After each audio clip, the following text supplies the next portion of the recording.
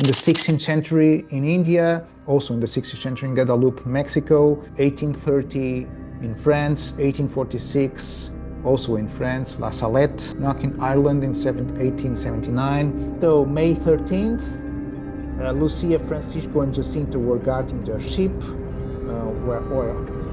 their family ship, when they heard thunders and they saw a beautiful lady on top of a bush, small oak tree. So Francisco told the priest about how he was surprised to see the ship completely frozen when the lady showed up. So the animals froze. He also said that he felt very tired after each encounter. He felt very like time flew by, missing time.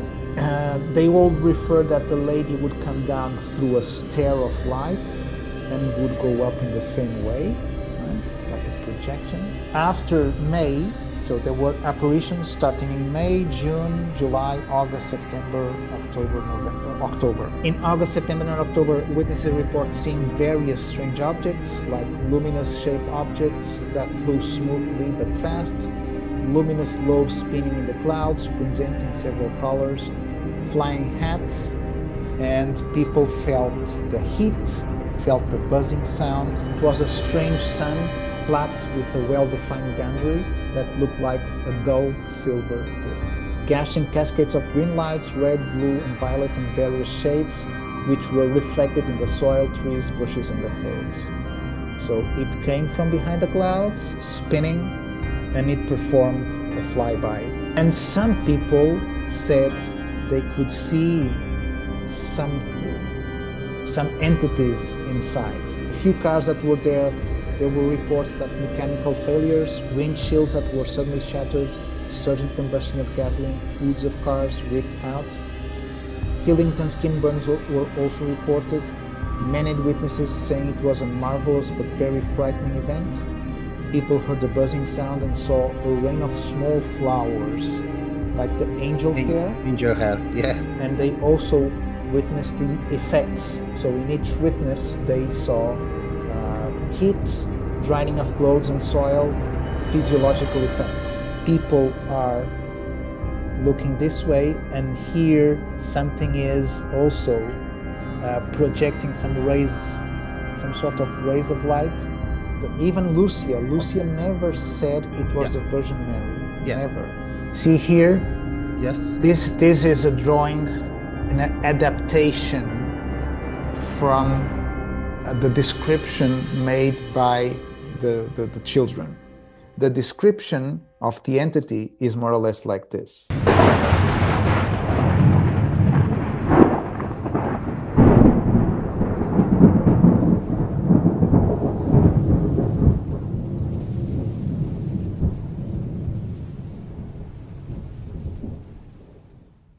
Sziasztok! Már most megkérlek, hogy ha tetszik a videó, akkor lájkold, iratkozz fel és oszd meg legalább egy ismerősöddel, valamint ha szeretnél csatlakozni a privát Facebook csoportunkba, akkor a linket a videó alatt megtalálod.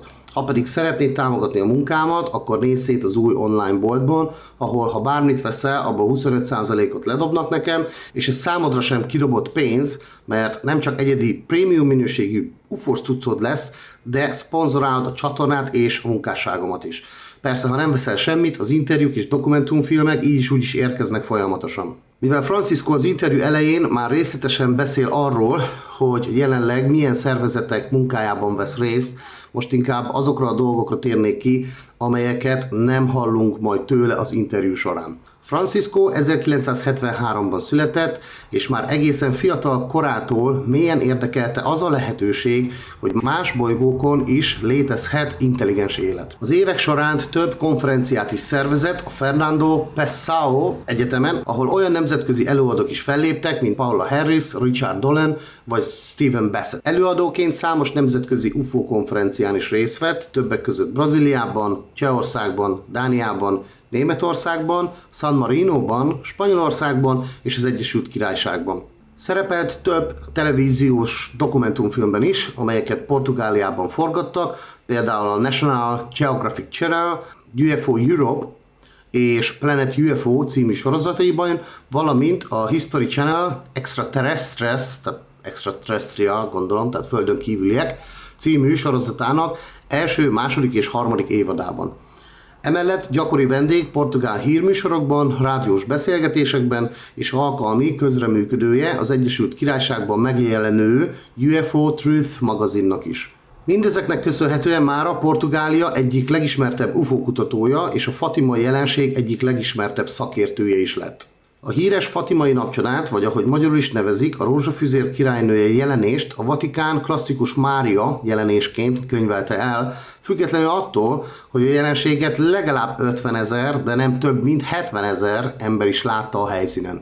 Több szemtanú is úgy írta le, hogy egy repülő, kalapszerű vagy fényes, ovális alakú tárgy lebegett az égen, gyorsan, mégis simán mozgott, és teljesen megmagyarázhatatlannak tűnt számukra. Természetesen a Vatikánnak volt magyarázata. Amit szintén sokan nem tudnak, hogy a fatimai jelenség nem egy nap alatt történt, hanem több különálló eseménysorozat volt. Nos, itt az idő, hogy együtt megvizsgáljuk a több évtizedes kutatások eredményeit, amit most Francisco fog prezentálni először a magyar közönségnek.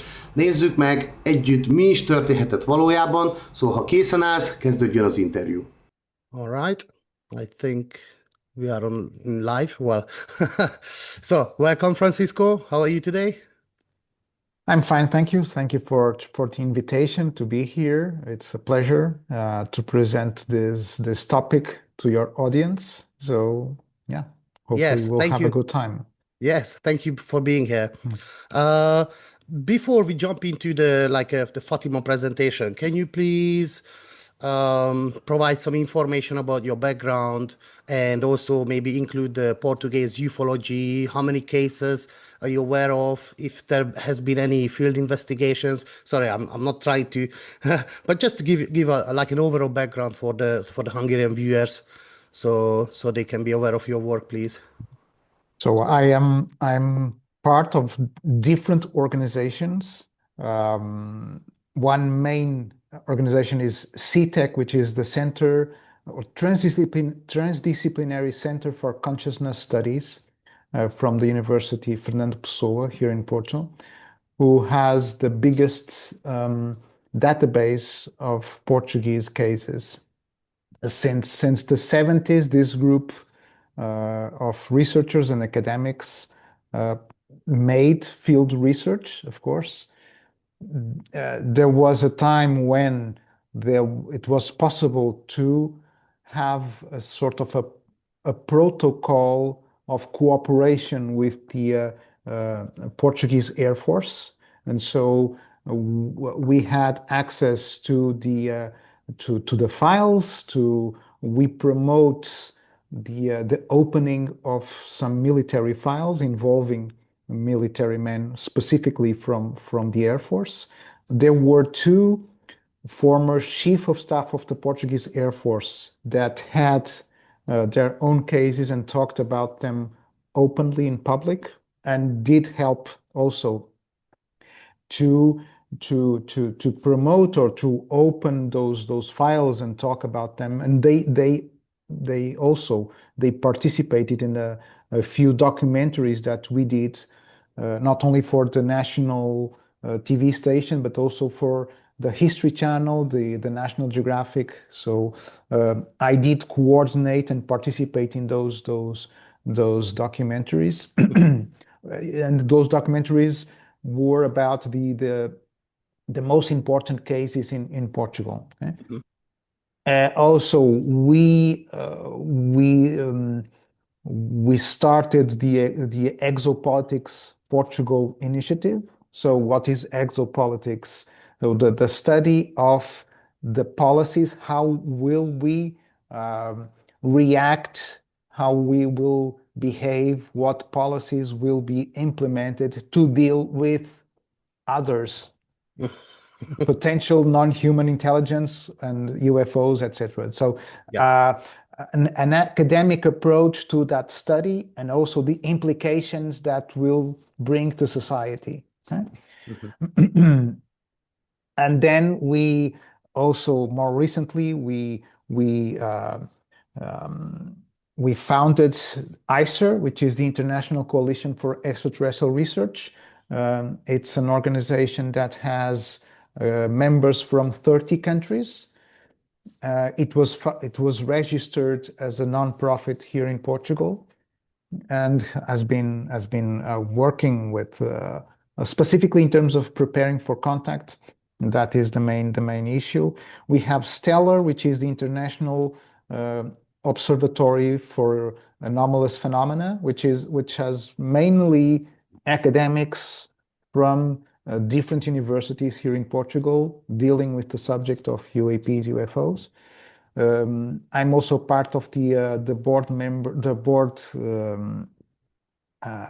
director's board of the Society for UAP Studies, which also deals with the academic approach and the development of a curricula to study UFOs or UAPs. So basically, it's more or less a summary of many things that are going on right now, and I'm involved with. All right. Yeah. So you are super busy, basically. Yes. This brings a lot of Yeah. All right. responsibility and work, etc. Yeah. So you said from the 70s, but when did you join the organization? Are you ever since you were part of it, or? No. I joined later, much later in the 2000s, more or less. So, but basically my question was going to be revolving around your background in terms of like how many years are you involved in the researching of the phenomenon? Well, involving as my interest in the subject has been there since childhood. So I always enjoyed astronomy, study of space, deep space, and the hypothesis of non-human intelligence elsewhere. So that has always been one topic of interest. Yeah. I've dealt with the subject in how can I say a very detached or like a hobby for some time, and then I had the opportunity, the privilege to meet some of the pioneer researchers here in Portugal, and that started opening doors, and I started working with them, and yeah, basically it's like an explosion of things that came to me. Yeah. I was lucky. Are there many abduction cases in Portugal now that we are in the topic? There have been a few, yes. It's not exactly my field of research, but yes, we did have for a period of time, there was a sub-department that dealt with abductions. And we had a few, for instance, Professor Mário Simões, who is from the Faculty of Medicine from the University of Lisbon, who dealt with a few cases as well. Right now, it's not my field of research, but yes, there are. I mean, probably everywhere in the world there are cases. Huh? Yes, but if it comes out from you, like you are Portuguese, right? Like then it's more believable, because if you just say around, because the thing is that still, even in Hungary, sometimes I hear this and I get these comments like, oh, these cases are only in the US, and it's like no. Not. No. UAPs are not, or UFOs are not just from the US. There are plenty of cases everywhere. Yeah. Since forever. Yeah. And again, and even in Portugal, we have cases, well, more recent cases, beginning in the 40s, we have cases every decade, from the 40s, 50s, 60s, 70s, 80s, 90s, 2000s, always with cases, right? And if you're going to study history, 19th century, there were already a few anomalous cases that you can interpret as UFOs, right? So back in the day, there was more this interpretation of religious events and you can basically see that the characteristics are UFOs. So it's just a difference of interpretation. Yeah, so with that said, should we jump into the presentation? Yes, yes, we can All right, do that. I think I need to allow you to share your screen, or do I need to do that, or you should try to click on share? Yes, I will send you a request. Yeah, allow. Okay. Let's see if it's gonna work. Yes, now it will work because I just have to put it. Okay.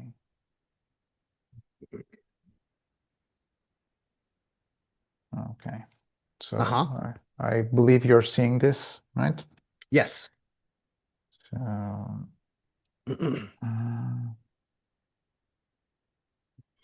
okay. So this is the right now the main project, the International Observatory of Anomalous Phenomena. This is CTEC, University of Pessoa, ICER, and the International Coalition for Extraterrestrial Research, right? Yeah. So what are apparitions? We are talking about events where people think or observe entities or something that led them to believe that they are in the presence of a religious entity, right? Specifically, what we are going to talk about is the Marian apparitions. Mary from the Bible, Mary, the mother of Jesus. People tend to refer that some entities that look like feminine may resemble Mary, and people believe that they are in the presence of Mary. So I gave the example of René Laurentin, which made this book about a collection of apparitions worldwide, and he identified about 2,500 alleged apparitions. Only 21 of these are recognized by the Holy See, by the Vatican, right? And you have some in the 16th century in India, also in the 16th century in Guadeloupe, Mexico, 1830 in France, 1846 also in France, La Salette, which is quite known, Lourdes in 58 in France, Knock in Ireland in 1879, and 1917 Fatima, Portugal. And we are going to deal about this, which of course is in Portugal. Yep.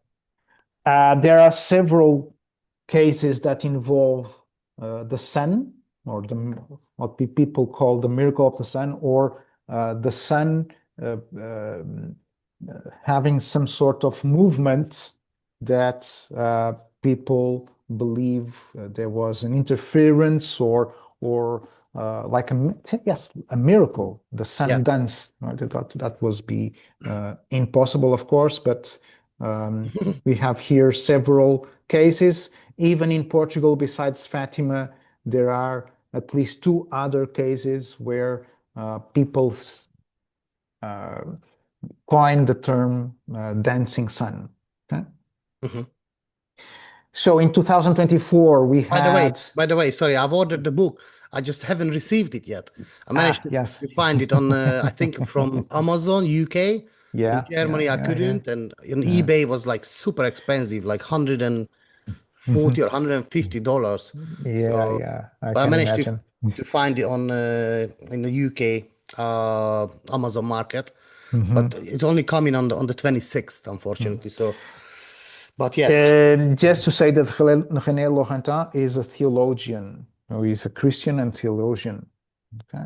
So in 2024, we had a meeting from the Vatican, which was going to present new guidelines for apparitions. And this we believe was due to the fact that there were a few cases, current cases back then,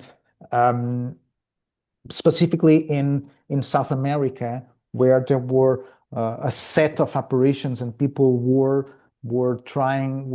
very impressed. They were living that to the limit. And I mean, they wanted the church to recognize those apparitions. And because of, obviously, Pope Francis was from Argentina, there was a little bit of a buzz about this. And the Vatican, we believe that needed or felt the pressure to make a statement about guidelines to the apparitions and other supernatural phenomena. So they refer specifically also to the 1917 miracle of Fatima, the most well-documented apparition, modern day, after an alleged series of appearances, several peasant children, that promised a public miracle. Tens of thousands of people in Fatima, Portugal, claimed to witness the sun move erratically across the sky and produce radiant colors for several minutes. So the Catholic Church recognizes the supernatural aspect of the event in 1930. Pope Pius XII formally approved the Fatima apparitions a decade later. Mm-hmm. And but this was not new. There were other councils that dealt with this problem about the discerning Marian apparitions guidelines. So since the 16th century, there was a need to specifically address this issue of apparitions and produce guidelines in order to recognize what could be authentical Marian apparitions, which is so it's always subject. During this May 2024 press conference from the Vatican, there was one specific situation from a reporter that made this question. My second question will perhaps seem somewhat strange. What if, will you allow me? There has been a great deal of media attention around the so-called UFO phenomena, with prominent authors and scientists claiming that UFO encounters are in fact spiritual encounters, and with some accounts mentioning heavenly apparitions and the like.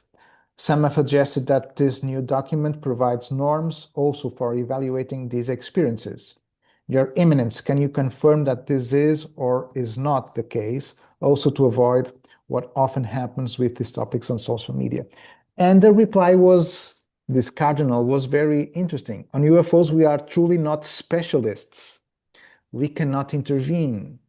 It could happen that a certain phenomena of this kind is linked to a Christian, Catholic religious phenomena, in which case we shall see, but otherwise not.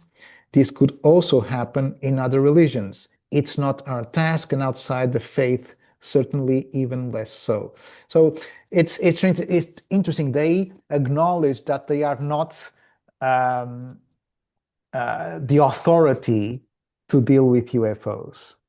And we here specifically address or aiming, probably the reporter was aiming to the study from the professor, I have her books here, Diana Pasuka.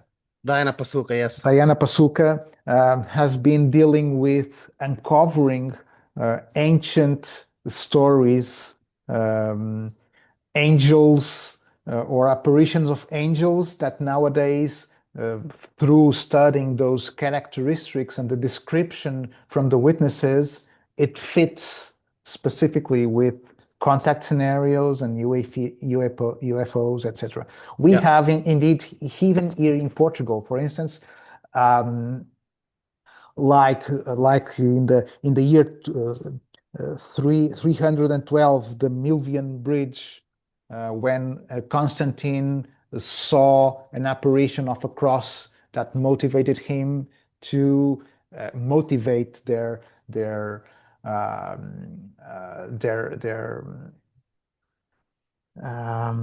soldiers. Yes, I was going to say his the army, legion, but yeah, yes, army. his army, and he won the battle, and then he converted to Christianism, etc.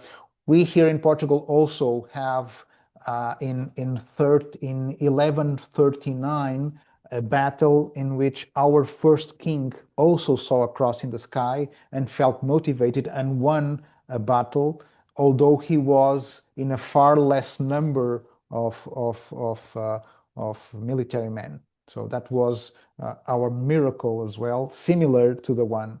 And so there's other cases. For instance, she addresses the case of Saint St. Louis, no. There's Jeanne d'Arc. no. There's one specific. It's a Spanish nun that saw orbs coming from the walls. She levitated. Sort of an angel showed up that sent like a spear through her body. Yeah. And it's similar to other more current situations of contact. There are very similar, many similarities. So Yes. it Sorry. is interesting. Yes, sorry, just before you go further, it's quite interesting that there are so many cases that around war or some sort of that's when the lady appears or whatever what we're gonna call them, like Yeah, there are signs of phenomena that people interpret as divine signs. In this, for Constantine and our first king was a cross, right? A cross. It's not an angel, it's a cross. But throughout history, there are several situations where divine beings, angels, etc., show up and have an interference with the development of history. yeah. So just in Portugal, this is a study made by my dear colleague Joaquim Fernandes. He's a PhD historian. He with another historian, Fina D'Armada, were the ones that made the pioneer research about Fatima. So, and this is a more recent study that he did, identifying other operations just in Portugal. So until the 18th century, there were about 56 apparitions across Portugal. 56, right? There are other cases where you would these are enchanted Moors, or similar to mermaids, but in human figure, that would show up near wells and places where water would run. And these enchanted ladies would, similar to mermaids, would enchant men to go with them. All right. So this sort of operations. This is the consecration of the crown of Portugal to the Holy Lady. So it was so important, the intervention of the Holy Lady, that our king, this was in the 17th century, offered the crown of Portugal to the Holy Lady, saying that no future king or queen will ever use another crown, because it belonged to the Holy Lady. Wow. And when was that again? That was in the 17th century, after we conquered our independence from Spain. Okay. Wow. From 19th to the 20th century, these are other apparitions. Even Bahal, we will see it later. In 1917, there were besides Bahal, there were other apparitions, but you can see even in 88 in the Isles of Azores. So involving specifically children from 7, 8, 12 years of age, predominantly girls. There are psychic and paranormal effects like dreams, inner voices, ecstasy, precognition, levitation, clairvoyance, psychophysical effects like total or partial paralysis, muscle weakness, loss of senses, catalepsy, hearing tinnitus, buzzing sounds, spatial temporal anomalies like teleportation, loss of sense of space-time, and in environmental changes like meteorological, like clouds, wind, heat, sudden move or sudden changes of the wind, the heat, the temperature changes, effects on animals like paralysis of the animals as well. Yes, I heard these these descriptions a lot of times already, but yes. Yes. So yeah, it's common. Yeah. Okay, it's common. In ufology. Yeah. So on the 13th of May of 1917, this is the well-known story of three little children, Lucia dos Santos 10, and their cousins Francisco Marto 9 and Jacinto Marto 7. These are brothers, siblings, cousins to Lucia. And according to the known story, at noon, they witnessed the apparition of the Virgin Mary, and she'd asked them to return every 13th of the month and to pray the rosary.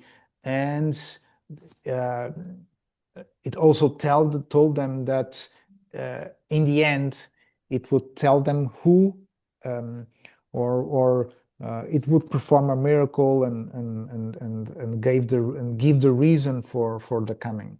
Mm-hmm.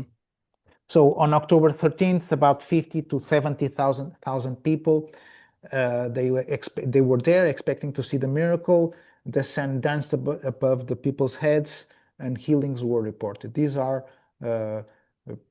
photos from that time. Okay, so people were.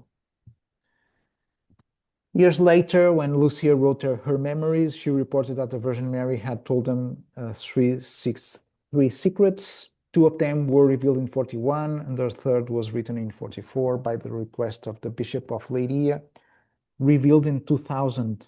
Those three secrets were the vision of hell, devotion to the heart of the Virgin Mary and conversion of Russia, and the attempted murder of John Paul II.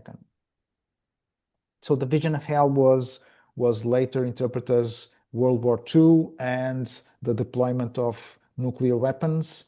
This was the conversion of Russia, the fall of the Soviet Union, and the attempted murder of John Paul II. By the way, this vision of hell, sorry, just to interpret again, but to this vision of hell, I know they have interpreted it as a World War II, but you do hear this, that, when like small graves, for example, the Zimbabwe children, they have seen this like the end of the world as well, like these visions. I don't know if you remember that case. Yes. Yeah, well, there are several reports, and it's always a little bit subjective, but we will get there. Yeah. So these are the two main pioneer researchers, specifically Joaquim Fernandes and Fina D'Armada, both historians. Fina D'Armada died in 2014. Joaquim Fernandes is still a member of CTEC, a very good friend of mine. He wrote several books about the topic, so did Fina D'Armada. Three of them were translated into English. So this is the set of the books that were written about the subject. Celestial Secrets, Heavenly Lights, and Fatima Revisited. So there was, according to the research done by these two wonderful friends of mine, there were already a pre-announcement, so a sort of a contact back in the spring of 1916, where the children revealed that much later, revealed that they had a visit from an angel, or they called it an angel, but it was an entity. They could not identify if it was male or female, blonde hair, and this entity, this angel, gave something to drink to Francisco and Jacinta, and something to eat to Lucia. Okay? They interpret this as the Holy Communion, but that would be highly problematic for the church because these three children were underage to get the communion. Okay. So anyway, maybe a preparation. Yeah. On February the 7th of 1917, a group of mediums in Lisbon that used to regularly meet, they channeled the message and through automatic writing from right to left, right? You can only read it through a mirror, and you can see it here. It's like from right to left, right? They registered, and basically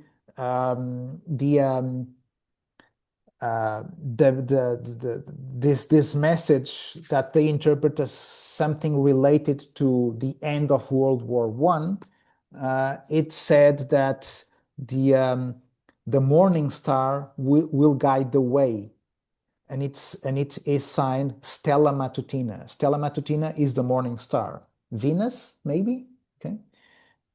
We don't know. Yeah. And so where am I? Here.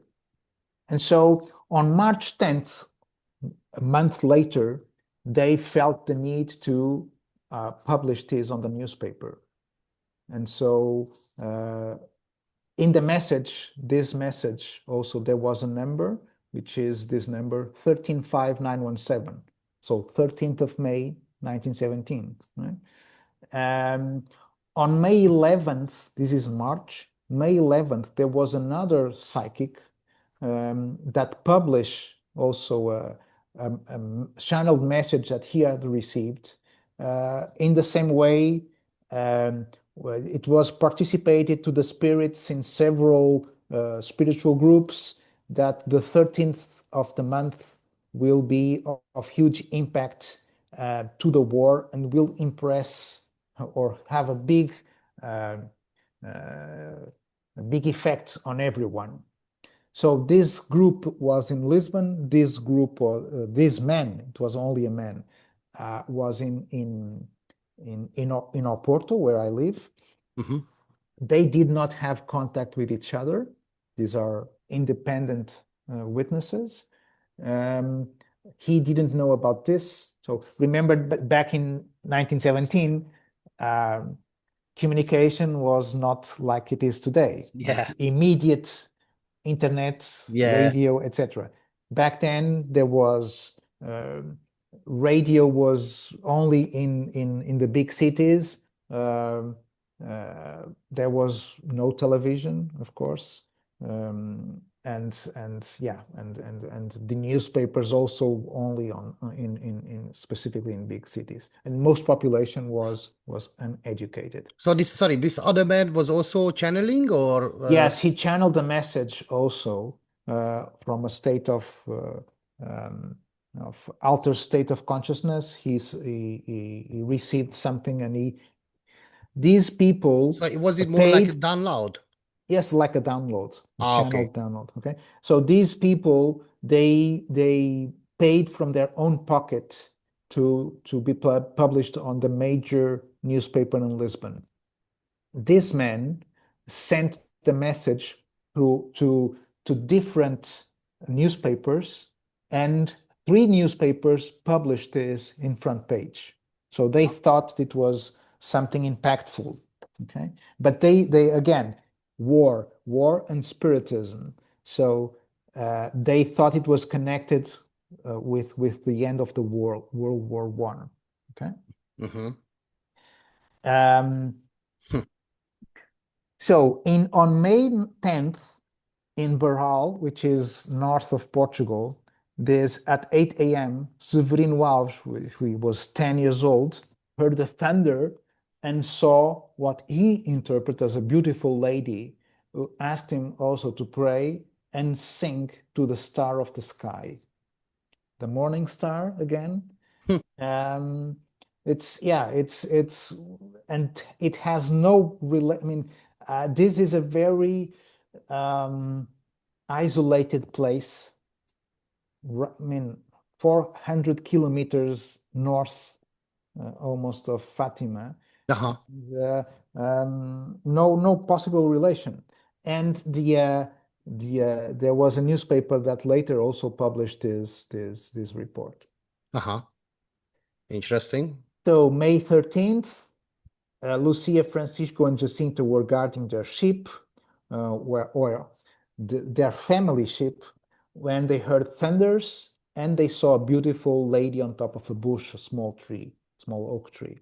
The lady or the entity asked them to come every 13th of the month for 6 times, and then she would tell them who she was and the purpose of her visit.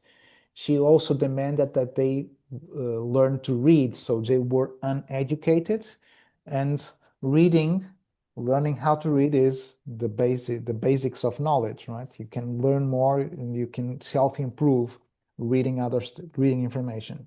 Yeah. Only Lucia and Jacinta were able to hear the lady inside their heads, like she spoke without moving her lips, like telepathy. No, this is not Jacinto. Francisco could only see her. This is wrong. It's not Lucia and Jacinta. This is Francisco, the male. There was always a buzzing sound present when the entity spoke. There was a sort of a buzzing sound like bees inside a casket, a wooden casket. Bzzz. So, Yeah. which is common also in contact scenario, right? Yes. Manuel Marx, who is the local priest, who was the first person to interview the children, because the children, when they arrived home, they told the event, that thing to their relatives. Their relatives didn't believe them, and it was almost like a heresy, right? They were saying that someone came from heaven and was talking to them and asking them to pray. And so it was one uncle of Jacinto who said, if it comes from above, it has to be the Virgin Mary. And so the local priest was called, and there was a confession from the children to this local priest. So after witnessing, he never believed that it could be the Virgin Mary. And after witnessing the miracle of the sun on October 13, he just concluded the inquiry and sent it to the local bishop, and he left the village. He didn't want to have anything more with the situation. Wow. But why? Did he Well, because think- he did not he could not accept that it was the Virgin Mary. Okay? It was something else. but he didn't look at it as demonic or something.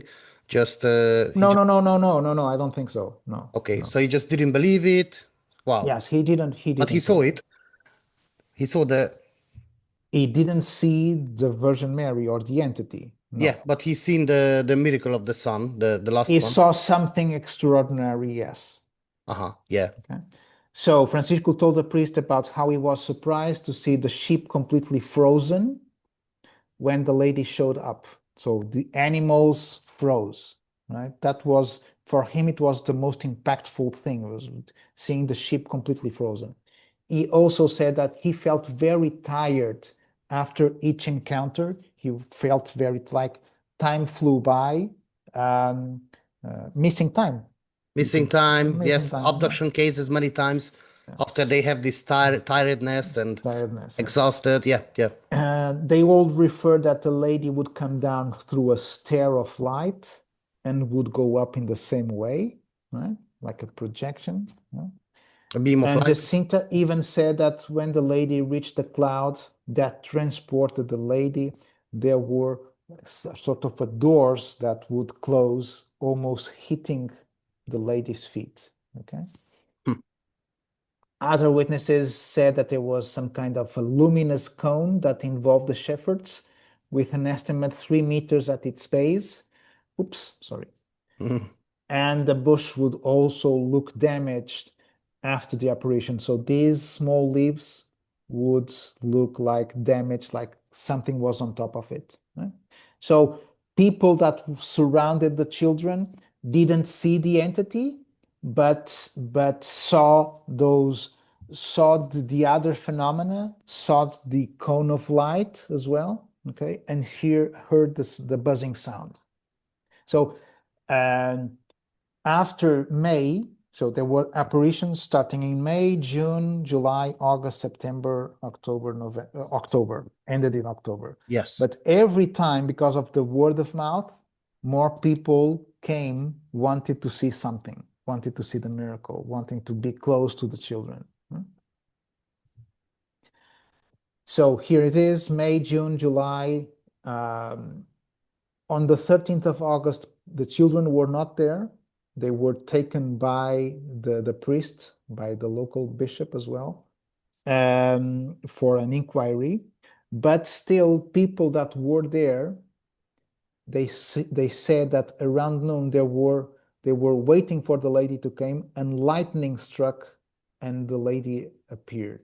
So they didn't see, but they heard the lightning, they heard the buzzing sound, they heard other phenomena that manifested that the apparition was taking place. Okay? And yeah, on the 19th, when the children came to the place again, they said they saw the apparition again.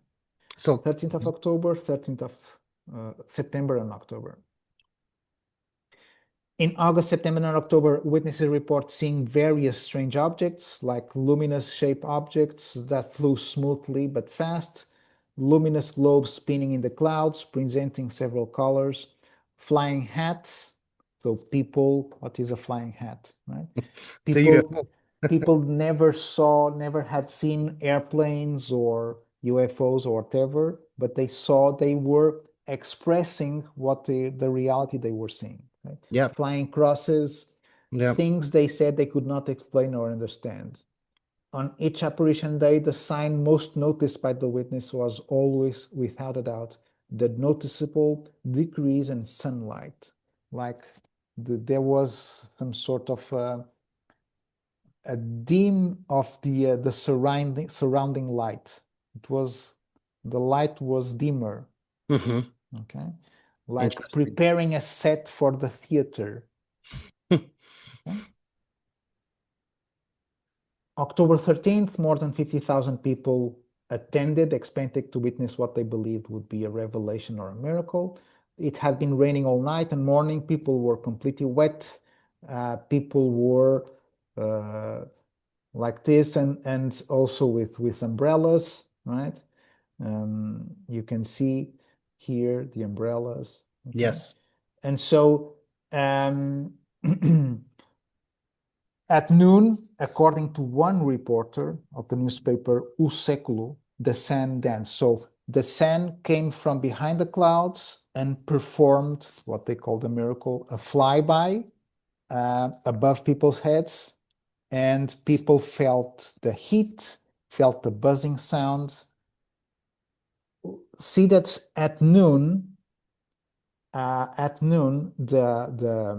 sun should be on the zenith, right? Above.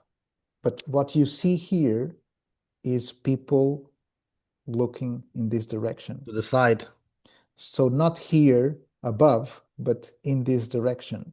Yeah. So same thing here. People are seeing something that comes from a different angle.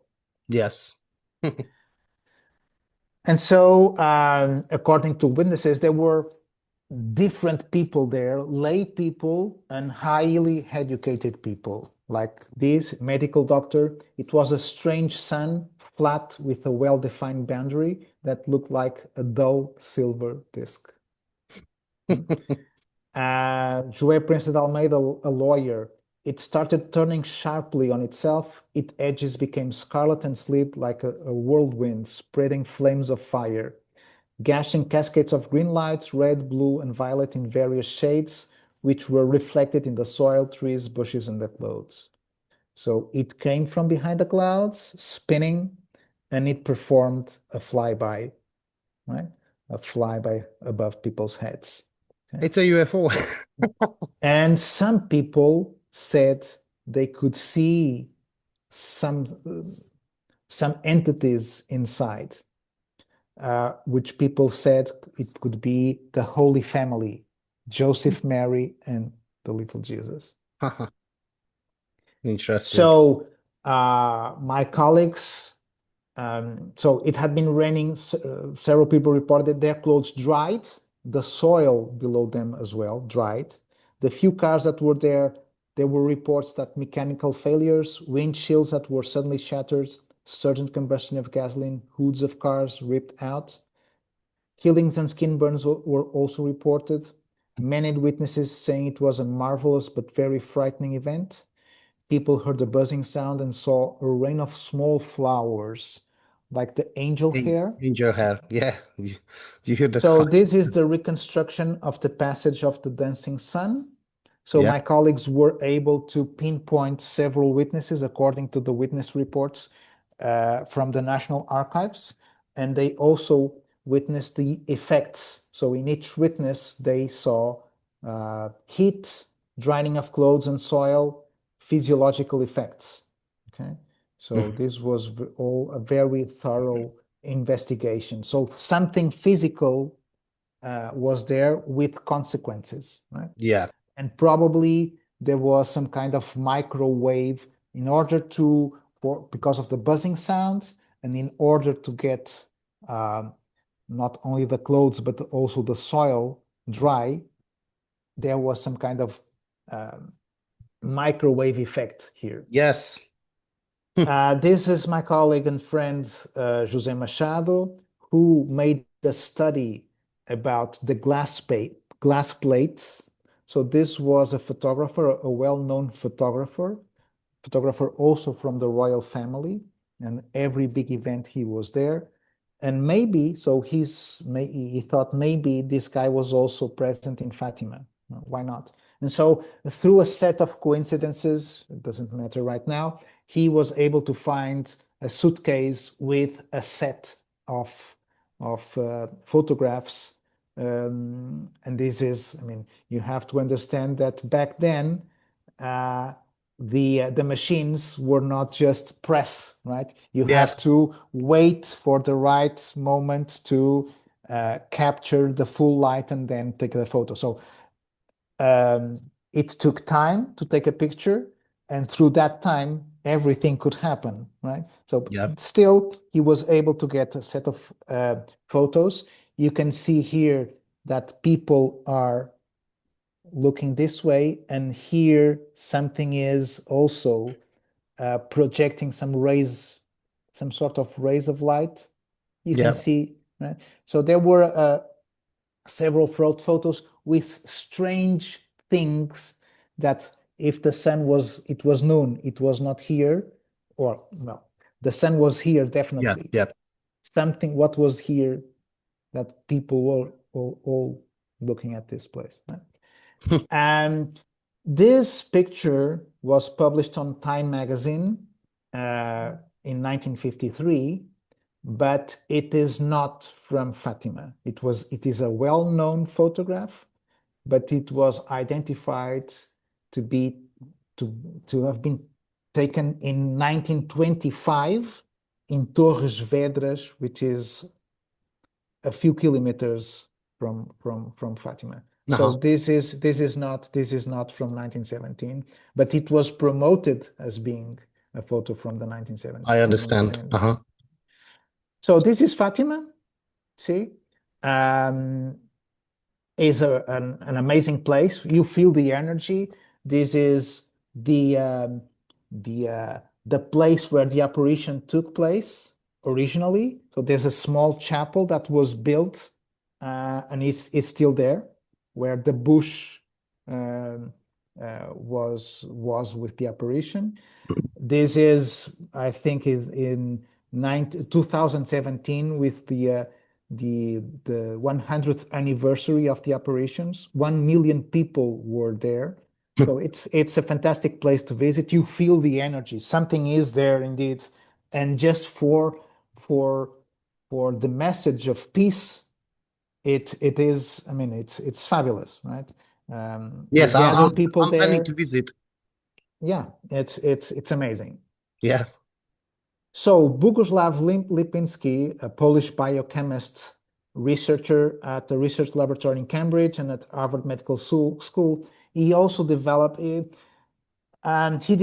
study about apparitions as well, and specifically for the apparitions from the 80s in Medjugorje in Yugoslavia.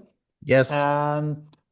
He carried out measurements of the so-called spiritual energy between March 15 and 17, 1985, with an electroscope normally used to evaluate ionizing radiation in nuclear energy. That unit of measurement is millirads per hour, and the logarithmic scale goes from 0 to 1 million millirads per hour. Normal readings range between 0 and 15. And what he measured, there's a slide here missing, was that when he measured in sports events in the US and other places, and the maximum that he read in terms of energy released by people in ecstasy was about 20. But when people were praying in Yugoslavia, it reached out about 100,000 millirads, which if it was in a case where nuclear energy would be present, there was a significant impact in people's health. Wow. Right? And here it was just spiritual energy. I mean, in the sense, what led them to understand it's maybe these places where people gather to pray and to release this energy, maybe there are other entities that feed from this energy, this release of energy. And so the religions are promoted by these entities to to build places where people gather and pray in order for these entities to feed from. Wow.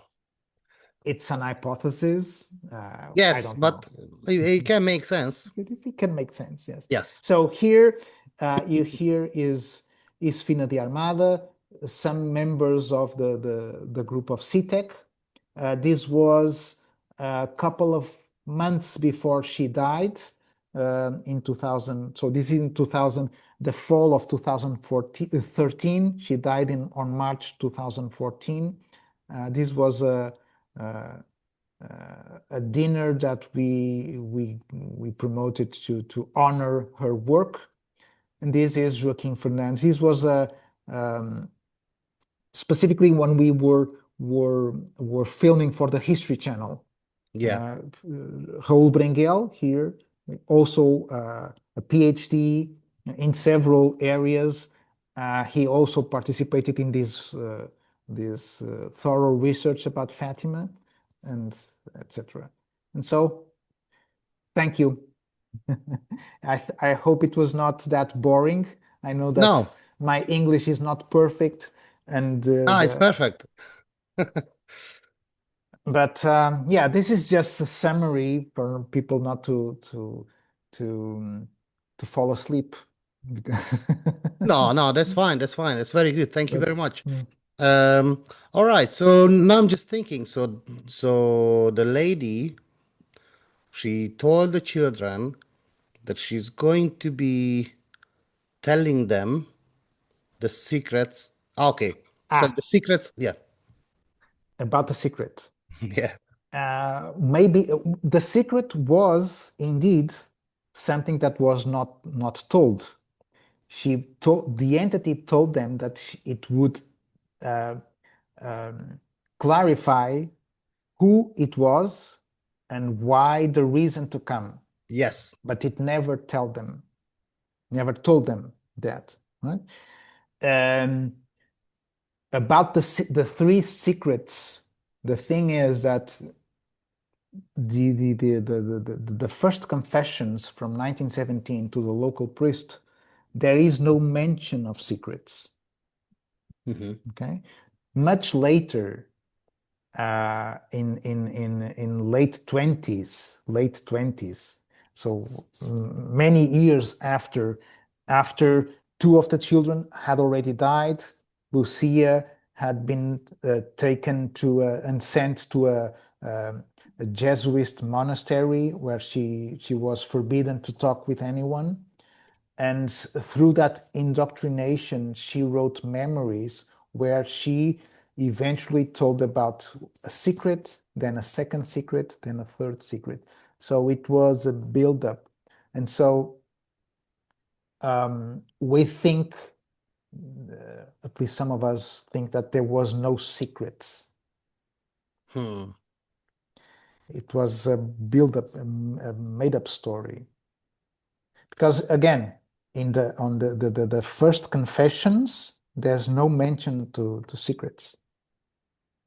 The first, when the local priest collected the testimony from the children, right in 1917, there was never a mention of secrets. So later, many years after, doesn't make much sense to then recollect, oh, there was one secret. No, there were two. No, there are three. But sometimes, yes, could be. But sometimes you hear these, like UFO cases that they don't remember, or sometimes for 5, 10 years, suddenly they just see in the TV like a small gray, and it's like, oh my God, there is some memory. And then slowly more and more comes back. You never know. Yeah, So, it's a possibility. but I mean, I see what again, you mean. we will never know. Yeah. My opinion is no secrets, but I'm open to and respecting other opinions, of course. Yeah, you hear this all over the place. Like I have like all these school cases. Recently, I've done a documentary on about Preston Dennett's book, and there was like one case as well that they said that they're gonna come back in 25 years. They never came back. Then they there are messages coming through from all different countries, and then nothing happens. It seems like they are a little bit like liars or something. Yes, it's again, we don't have any certain answers for this, for the whole UFO UAP topic, right? But Because it's all over the place. There's so many different approaches to the phenomena, so many ways in the phenomena presents itself to us. It's like Jacques Vallée says, it's a control system to keep us hooked. yeah, it's just weird. It's like there's like every day you hear more and more new cases, like even old ones. I'm not pretending that I know all the cases that ever existed, but then you just hear this. That's weird. Like that entity looked different. Then, but you heard this like here and there. But it's just so many And different ways they present themselves. So that, it serves the purpose to make a good catalog of different, right? that's good. I like that. Yeah. All right. Well, I was going to ask something else about this Fatima case now because yeah, it's quite interesting that so they kind of like they know or she or he or whoever the entity knows the future. Well, not like knows the future, but it says, yeah, I'm coming in every Mm-hmm, 13th of the month, mm-hmm, and mm-hmm. then even though the children are not there, I think the last time they weren't there either, right? So in September, oh, sorry, October. No, October they were there. Oh, they were there. Everyone was there. Yes, everyone was there. So when was that when they were In August. In August they were taken for an inquiry by the bishop. They but they were didn't not let them there. allow But people, other witnesses were there.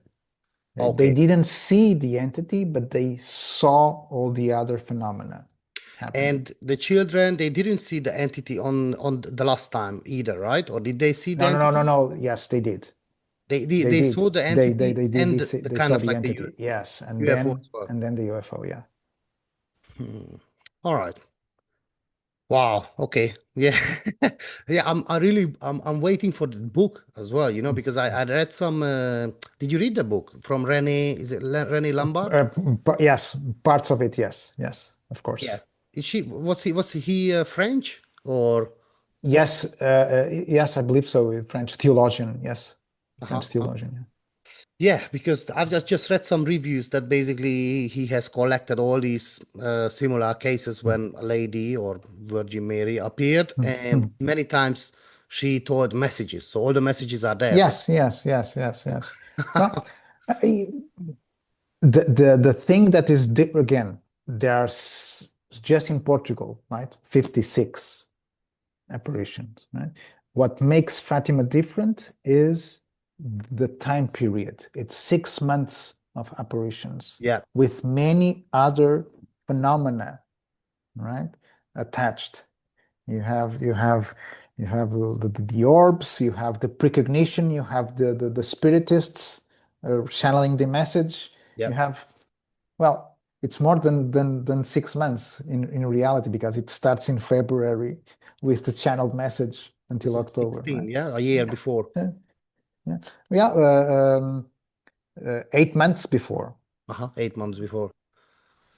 All right. Well, I've got some questions, and it's Hmm. kind of related to Fatima, and uh, there is, the Chris Bledsoe. Obviously, you know about the Chris Bledsoe's case, the lady. Hmm. Basically, that's the case that I've started, got me involved into this lady research since 2022, and I've got quite a lot of data collected already. Hmm. But Hmm. anyway, so I'm just gonna ask your opinion, maybe, it's up to you. But yeah,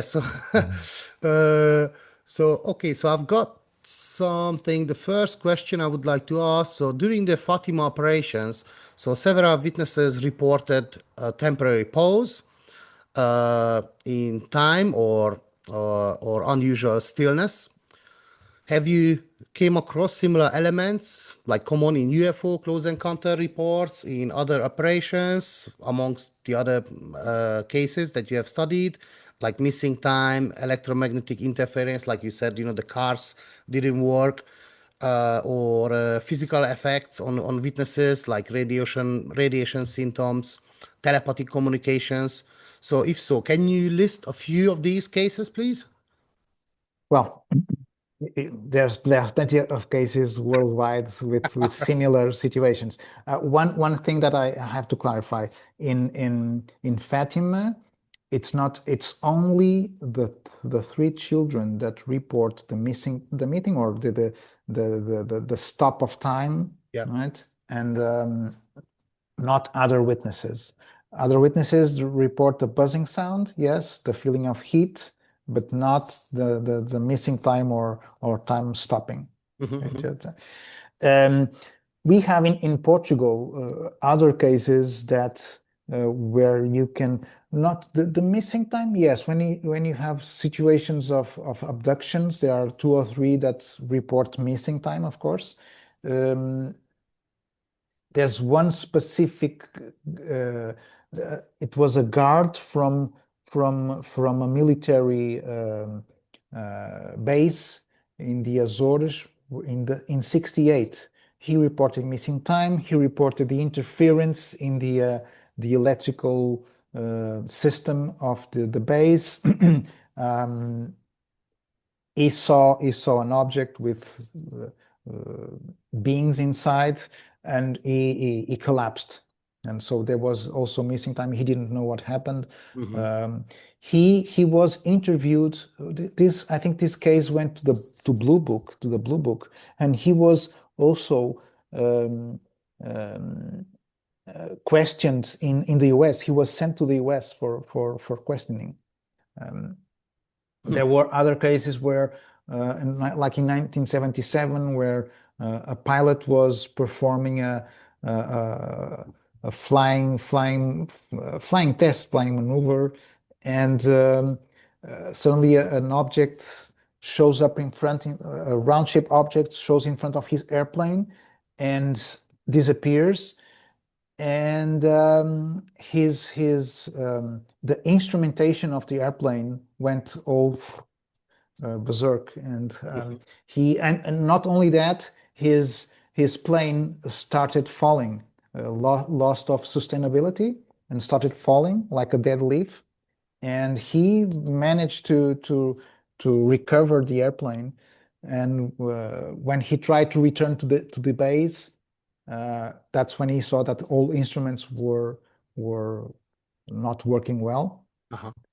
And yeah, we have all the not only his report, a report from the Air Force. It's a very interesting case. So yeah, I mean there are cases with not only electronic interference. Yeah, so it's a common characteristic of these close encounters with UAPs. Yeah. Yeah, no, but because what I was gonna say is that because there are many times when the lady appears. So around when the lady appears and you have these characteristics, do you know of those cases? Well, in the past, I don't know exactly how, because Fatima, there was a thorough research with academics. There was plenty of elements of evidence in the National Archives. It was possible still to interview some of the living witnesses. So yes, there's plenty of material to study. Others, it's a little bit different. We don't have that many details, Yeah. so it's difficult to compare. I see. There are a couple, at least two other instances similar to Fatima, with a far,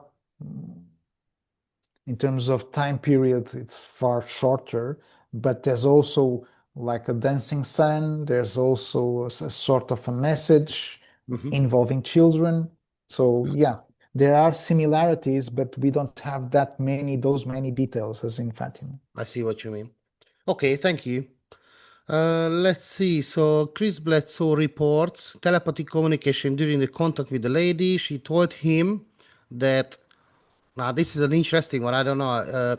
So when the star Regulus is in the gaze of the Sphinx before sunrise, there will be a shift in the knowledge of humanity. So his friends from NASA calculated this event that it's about to happen in 2026. They're quite serious about it. Probably you're aware of this.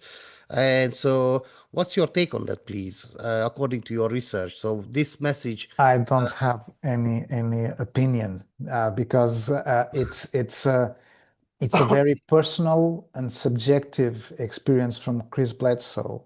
There's no similarity with the message in anywhere. Here, at least here in Portugal, no. Again, there are instances, as I referred, to the morning star, which may be Venus.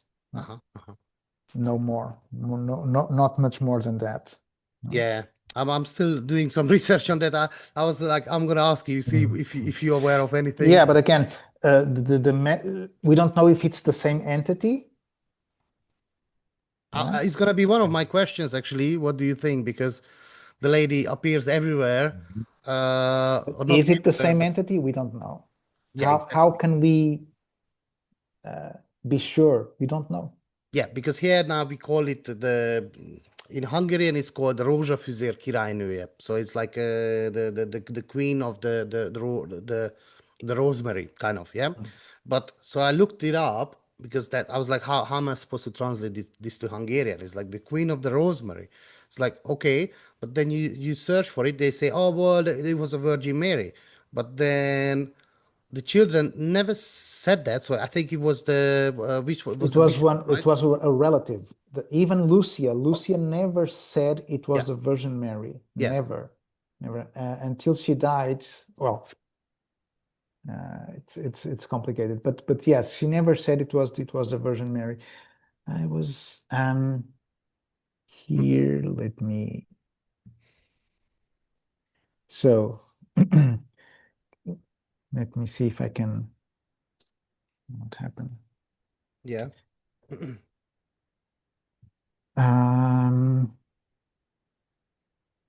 See here. Yes. This is a drawing, an adaptation from the description made by the children.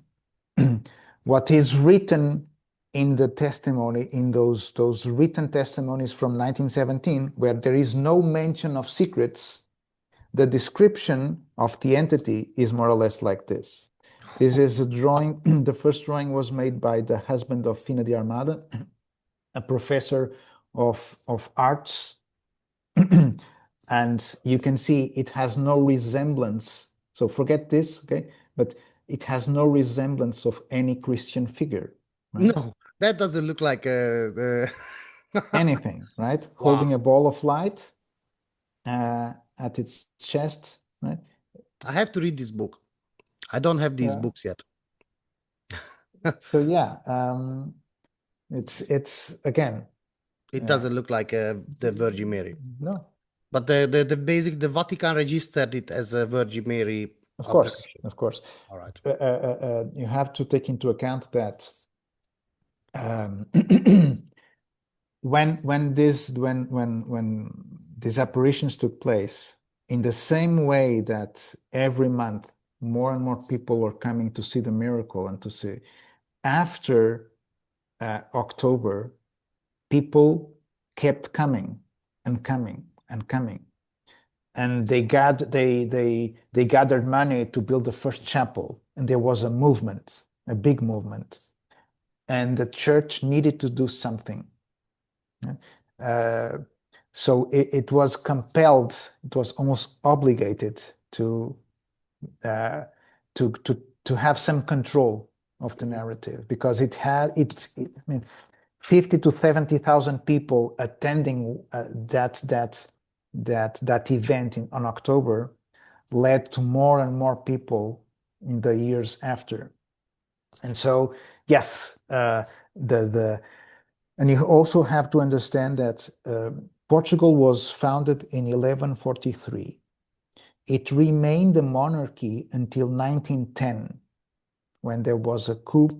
The king was assassinated a year before, and the first republic was instituted. With the cut of ties with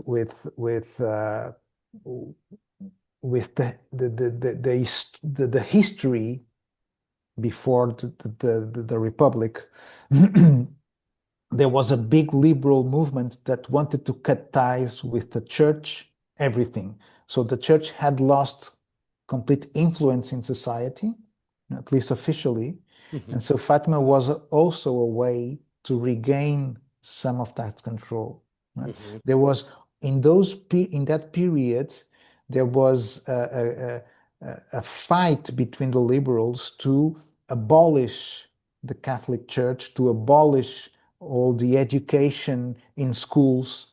So it was a way to regain some control of the narrative. There's many aspects of context that need to be taken seriously to the whole research, right? And even we had the Cardinal Cerejeira that in the 50s said Fatima was made by the people, not by the church. Because there was the pressure. Interesting. Okay, so let's see, because I have a few more questions. Yeah, it's another kind of Chris Bledsoe thing, but it's about Amun-Ra. The lady taught him the Amun-Ra is the hidden one. Do you know anything about that? No, A thing like that? It is a personal. You have to put that question to Chris Bledsoe, because that's his experience, right? Yeah, I can't reach him, but I did send several emails to Ryan Bledsoe in all different channels, by the way. You know, like in Twitter or X, in, even I know. in Yeah, it's YouTube. difficult. Yeah, and I was like, well, you know, maybe he doesn't see this one, doesn't see that one. But anyways, in YouTube, people were like, keep on liking my post. I just said, you know, I would like to introduce your story to the Hungarian audience. Uh,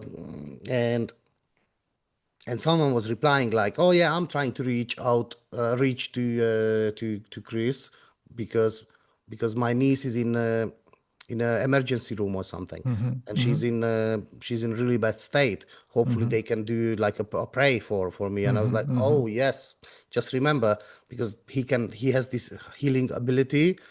And probably there's like hundreds, if not thousands, of people trying to reach out to them. I was like, okay, yeah, probably Exactly. they're not gonna see my email for a while, but all right. So, but anyways, yeah, okay. So let's see some Fatima questions. So Vatican, let's see.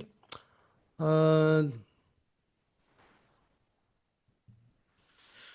okay, do you think the Vatican will ever acknowledge the possibility of non-divine, non-human intelligence being responsible for these events, or they work deliberately to suppress this It angle? depends. It depends. Even Pope Benedict was very close to acknowledging that it's subjective. So he didn't talk about apparitions. He talked about visions, visions that should be interpreted as very subjective. Uh-huh. So he was, for the Portuguese people, he was not that uh, good friend of Fatima in that sense, right? So he, yeah, he had a different view, um, not so, yeah. Again, and then Pope Francis had a completely different approach. So yeah, it depends. And now we Pope Leo, I think that's his name, right? I think that's the Yes, name Pope Leo. he chosen. What do you think? Because I think he's from Peru, right? No, well, yeah, he has roots in Peru, but he's American. But he has Okay. roots in Peru. Yeah, because you know in Peru, you know, I'm not And saying he everybody's. and he I think he was part of a mission in Peru. Also, that's why he also has some more connection to Peru. But I Okay. mean, again, it's it's normal that the approaches may differ according to the subjectiveness of each person. Of yeah, Yes. I don't see it that's problematic. Yeah. Okay. Let's see. So, any specific documents? I'm just sorry. I'm just going through some of these questions because I think some of them we already discussed.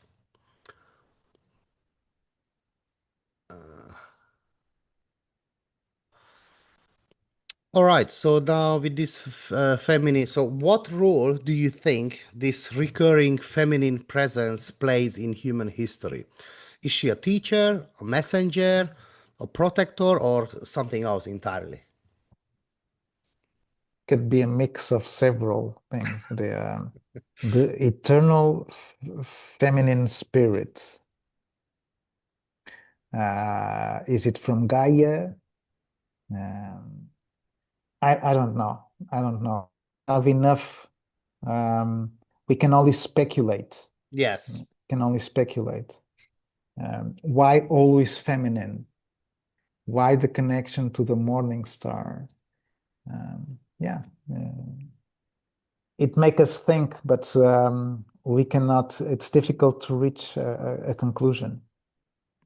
I prefer to let it stay out in the open, the different possibilities.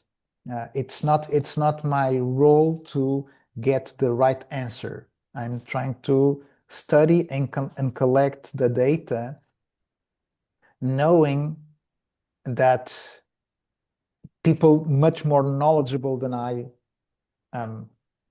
didn't get there. I will hardly get there as well. Right? There's so many different details and nuances and etc. That's it's very challenging to understand the global picture. Right?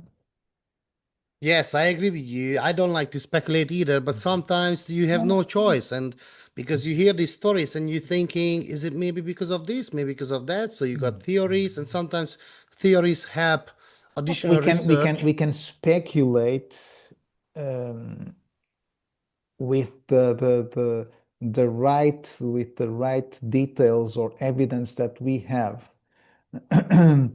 um, but there's so many questions that's difficult. It's really Yeah. difficult. I mean, mm, Yeah, because my kind of what I've observed in a few of the cases that I'm aware, like the Jeanne d'Arc, I think is the right way to, mm, the French lady. mhm. She was like, Joanna oh, d'Arc, yes. she saw this Mm, entity and she mhm, was going and fighting through. I don't know how mhm, many people died because of that vision.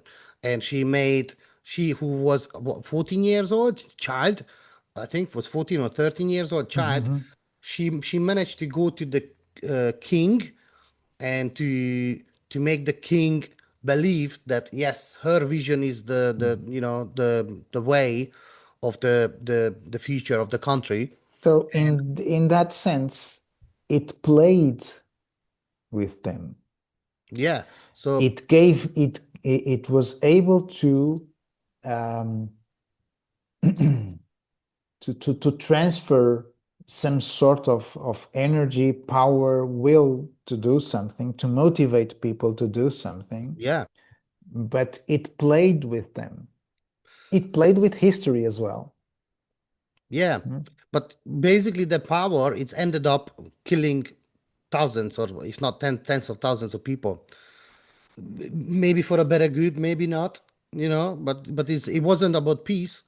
But the Fatima, the lady of Fatima, I think she was talking about to the children that the war is going to end soon, right? Is it not one of the message or That's their interpretation.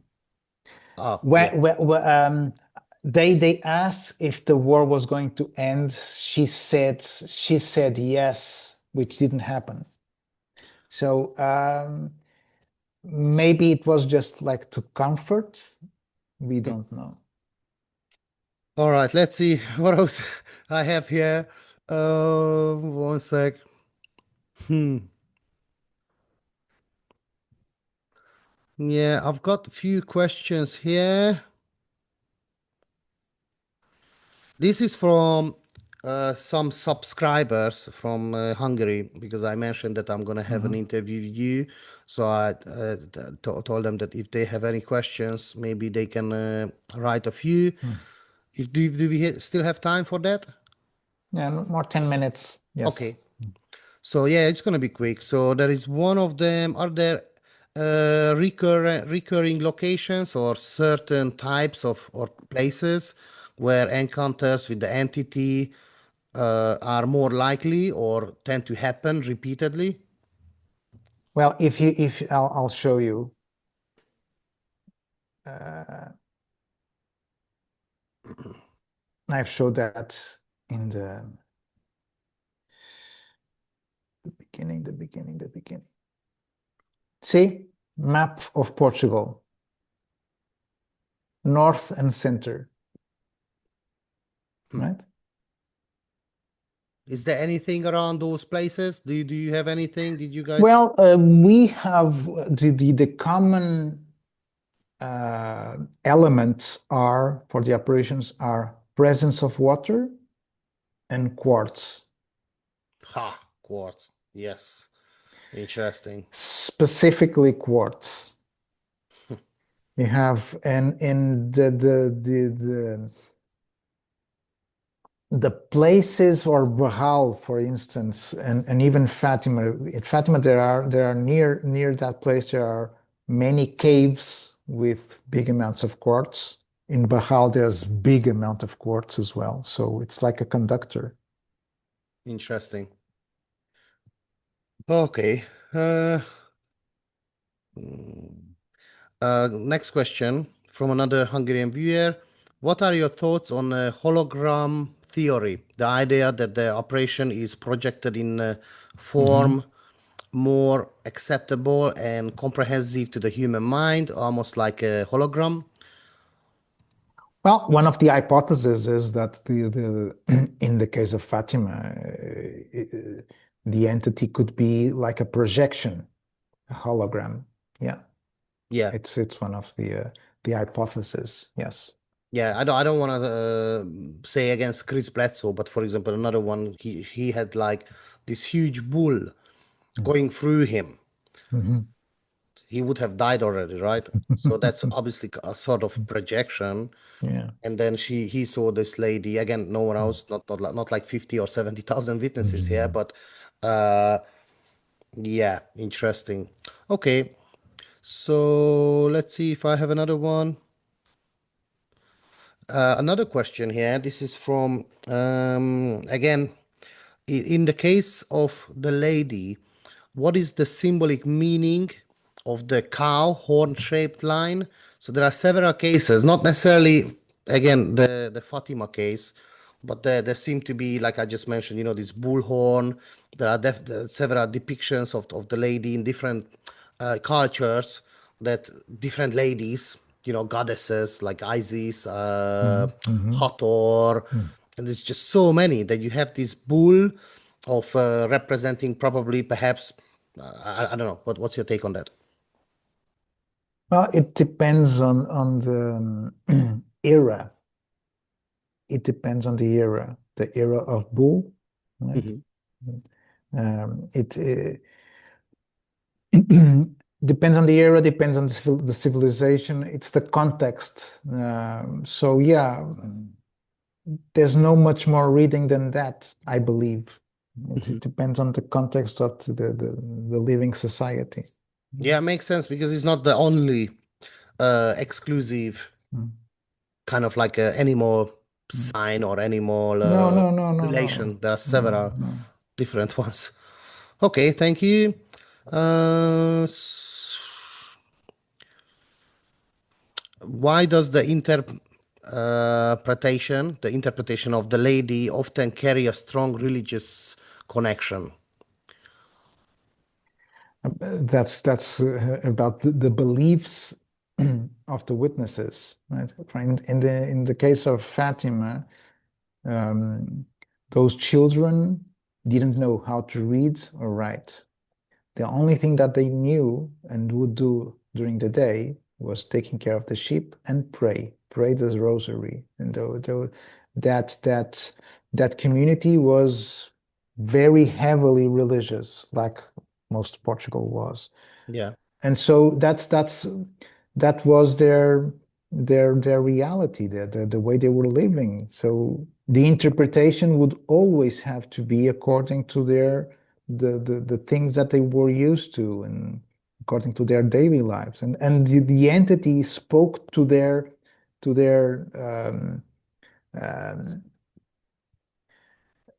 to what they knew, to their own reality, right? So the entity say, pray to the rosary. That's what they did every day, right? Pray the rosary. So it's like um, uh,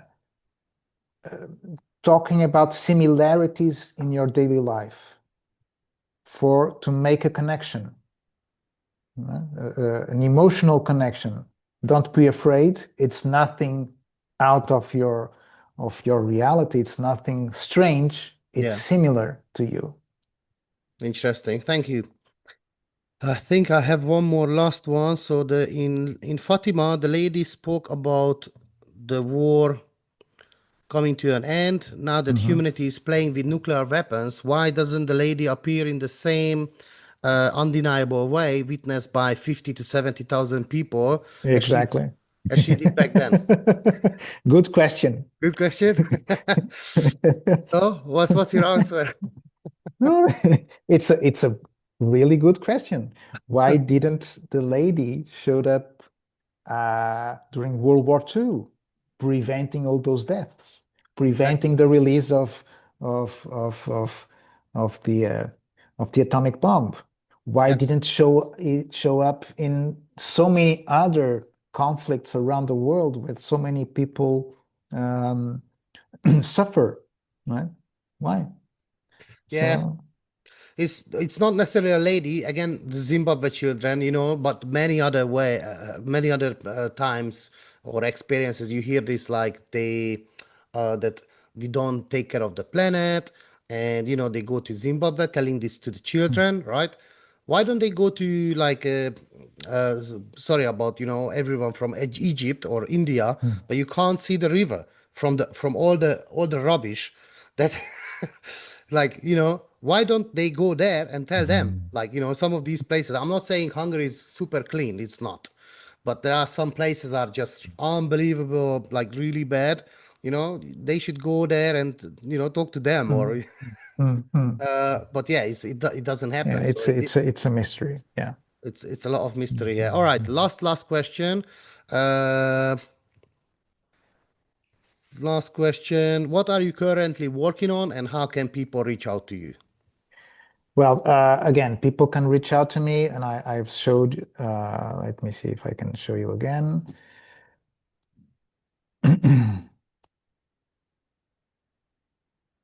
Email, or you can contact Sabi,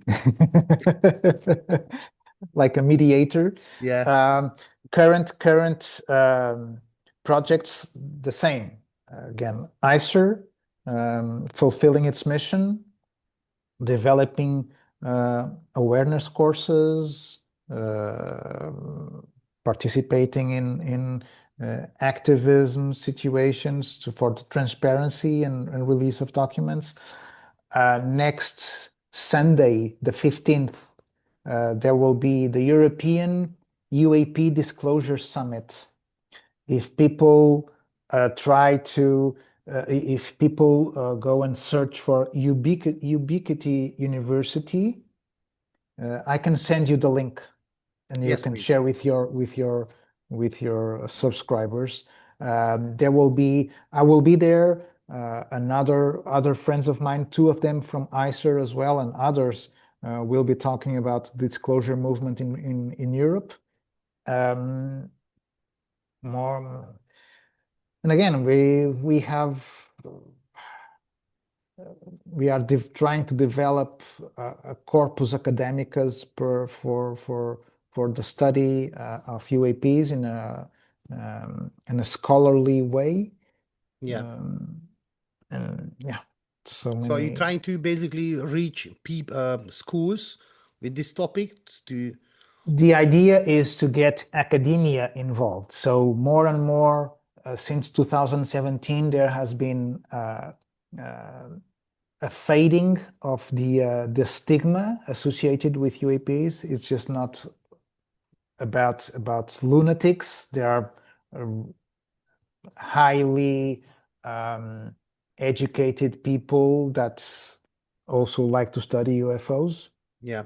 You can see, for instance, the University of Würzburg, or the Institute for the Nordic Institute of Physics from Dr. Beatriz Villarroel, who's also Yes. studying She's from UAPs. Sweden, right? Sweden, yes, Yeah. yes. And so there have been a growing number of places, of universities or faculties interested in studying this subject. And so, yes, we are trying to reach out to others across Europe. My role is specifically Europe. I have other colleagues that have their own continent to approach. Yeah. And yes, developing a strategic approach to engage with universities or faculty departments for a rigorous approach, not to search for answers, but to the ideal approach to study the phenomena. Very good. Thank you very much. Thank you for the All right. opportunity. Yes. Okay. Thanks very much again for being here. And yes, I love your presentation. I'm pretty sure that the Hungarian audience will learn a lot you from so it as much. well. So thanks again. It was great. Thank you. Thank you. Ha tetszett a videó, ne felejtsd el lájkolni, és oszd meg legalább egy ismerősöddel. Valamint csatlakozz a privát Facebook csoportunkhoz, és látogassd meg az online boltunkat. Az interjúk, a dokumentumfilmek folyamatosan vágás alatt vannak, szóval iratkozz fel, hogy ne maradj le. Köszönöm, hogy itt voltál, és további szép napot!